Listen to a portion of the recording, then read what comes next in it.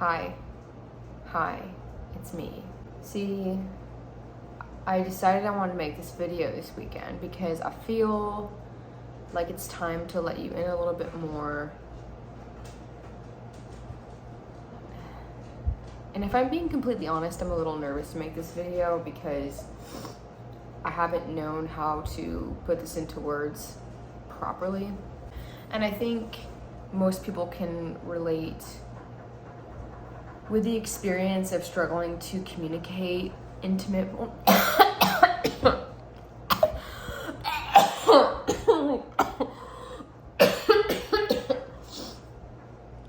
literally guys, there's like that thing in my throat. Oh, I'm gonna get water. Oh my gosh.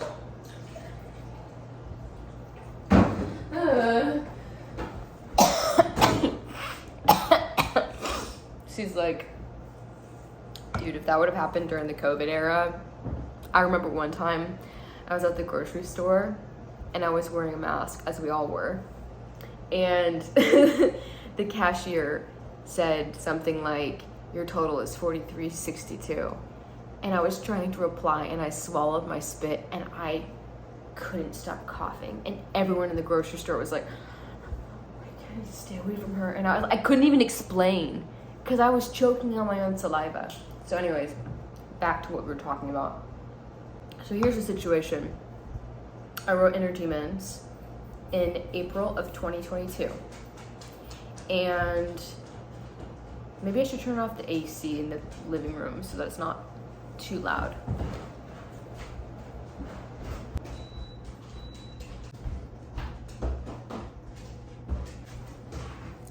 Okay, I'm back. I also thought I would light a candle for us since we're having an intimate moment, you know? And candles smell good. So just imagine peach black tea. That's what this candle is. It's a Trader Joe's candle. Should I leave it like right here? Is that just lame? Okay, I'm gonna stay right here. So I wrote Inner Demons in April of 2022.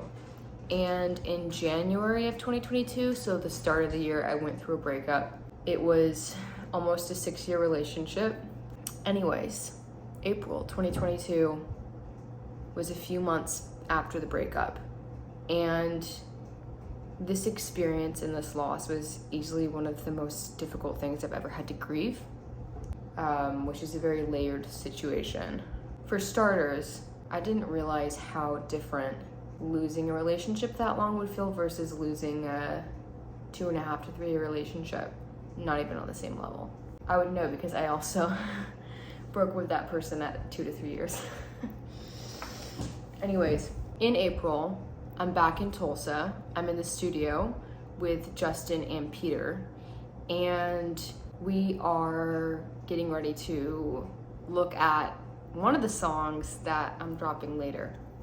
But instead of coming back to that track for some reason, Justin was like, yo, what are you guys listening to lately? And we would always start off studio sessions like that because just see what we're vibing and what we're feeling. So we throw around a few tracks and Justin just starts scrapping something out of his computer. And I'm like, this is sick.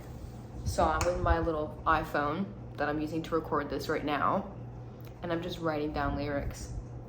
Literally, that's how I write in the studio, as I just pull up my notes and I just start doing that. And around that time, during my breakup, I had heard multiple people telling me that my ex was saying unkind things about me, and I'll leave it at that. I was really hurt because even in my deepest grief and don't share too much, Jessie, don't share too much. I had kept all of my thoughts and feelings about the situation, this person, my relationship, private. Best friends, therapist, family, that's it. And I was hearing these people that we weren't even close with saying, my ex was saying this stuff about me. And I was at that place in my grieving process where anger was starting to break itself out. And that's why I had started the song the way I had. They're like, you don't know me like you used to, and I don't really think you care. I don't think you want to. I don't think you want to understand me. I don't think you want to believe me. And this version of myself that you're sharing with other people, it's not me, bro. And it hurts. I remember at one point, Justin had to go get dinner with his wife. And so me and Peter are sitting in the studio. Roger, no. Roger, no. And we were like digging into concept, just chatting about ideas. And I told him at the time, as angry as I am, it never felt right to make this song just like a fuck you song. I think there's enough of that out there already. This fuck you mentality wouldn't be a fully honest expression of my grief, of my anger, of my sadness. And I remember externalizing this thought that I was angrier at the things my ex was battling, the things that I knew that were going on within him, than I was at him. And I'll say this really quick. I'm a human being. I obviously am incapable of knowing exactly and holistically what's going on in somebody's head. So I don't want to perpetuate this idea that I was like, I know everything. But after being with someone for 6 years, and after going through a lot of difficult times with them, you know certain things. And the way that relationship ended was very, very, very painful, and honestly unnecessary, the way everything happened. But I was looking at this person that I loved, and I was like, I'm angry at you because one, I trusted you and I thought you would protect me. Two, I'm so angry at these things that have happened to you, that have hurt you, that have made you the way you are right now. And it's so devastating and infuriating to watch those like inner demons. It feels so cheesy to say that now that it's like the song title, but to see those inner demons envelop you and control the way you lived your life, and how that has affected yourself, how it's affected me, and how now I'm on the outside looking in, just completely removed from this person's life. And so we ended up making the song about an anger towards someone you love's personal battles and struggles. Like, I see it. I see you. I see what you're going through. I see how you're hurt, how you're broken. And that's not you. That's not the purest form of who you are. And it's heartbreaking. And I think that can be applicable to any type of relationship. I don't think it has to be romantic. It could be a family member, a loved one, a best friend, yourself. You know, we all have our shit. I do too, right? But I think there was something really empowering about being able to find a way to write a song about righteous anger. Like, it's not just, fuck you, I'm mad, you did me wrong. And I love it because the song takes you through this emotional journey of like, oh, I'm pissed. It goes from this raw sense of anger towards a righteous anger towards that person's inner world and inner battle, inner struggles. And then verse 2 expresses an empathy and a kindness and a more gentle, like, I know you tried. I know you tried to love me. I know you tried to understand me. I know you tried to believe me. But seeing you this way it hurts and it sucks. And I'm really proud of the song. I in no way am sharing any of this also to like, I don't know, it's awkward as an artist. It's like, I want to share part of my experience, and I also don't want to disrespect someone. No matter what has happened to me, I want to make sure I choose my words carefully and kindly.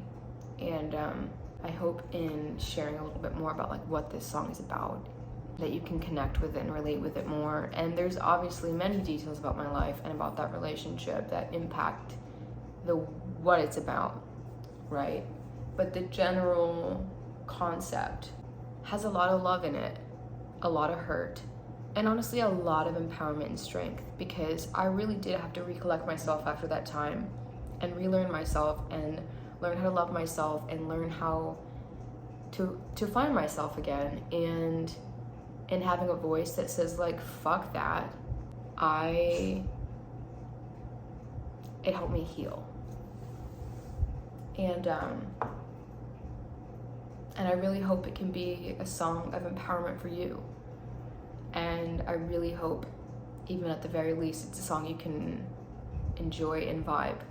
It's a heavy song, but it's also a fucking bop. And I'm so proud of it, and I'm glad we could share this moment. And thank you for giving me the space to be honest and just for listening. I'm a very relational person at the end of the day, and finding ways to share my life with you and to sit down and chat, however that looks, means a lot to me. It really, truly does. And I just really hope and pray that my music can bring at least one person comfort. Roger, shut the fuck up. It's so my personality all in one. Anyways, I hope you have a really great rest of your day. I hope you enjoyed the peach Snapple black iced tea candle that you cannot smell. But I really truly believe that if you set your mind to something, you can do it. And that's why I wrote Just Pretend. So